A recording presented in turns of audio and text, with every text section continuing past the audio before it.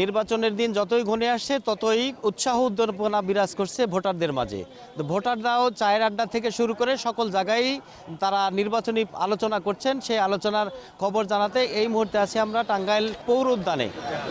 মাদকমুক্ত টাঙ্গাইল শহর চাই। চাঁদাবাজিটা বন্ধ করে, বর্তমানে চাঁদাবাজি খুব চলছে। কিশোর গ্যাং মুক্ত, মাদক মুক্ত টাঙ্গাইল যে গড়ে তুলতে পারবে এরকম একটা জনপ্রতিনিধি আমরা চাই। আমাদের একটা হাসপাতাল আছে বড় 10 তলা ভবন, কিন্তু সেখানে চিকিৎসা সেইভাবে হয় না। উন্নত একটা ডিস্ট্রিক্ট। নতুন করে যে আসুক সে যেন উন্নয়ন করে, কারণ বিগত সময়গুলোতে আমরা উন্নয়ন পাইনি। টাঙ্গাইলে যেন মিল কারখানা বেশি হয়, যাতে বেকারত্ব দূর হয়। বিভিন্ন ক্যান্ডিডেটরা অনেক বড় বড় কমিটমেন্ট দেয়, কিন্তু পরবর্তীতে গিয়ে এটা আমরা বাস্তবায়ন পাই না।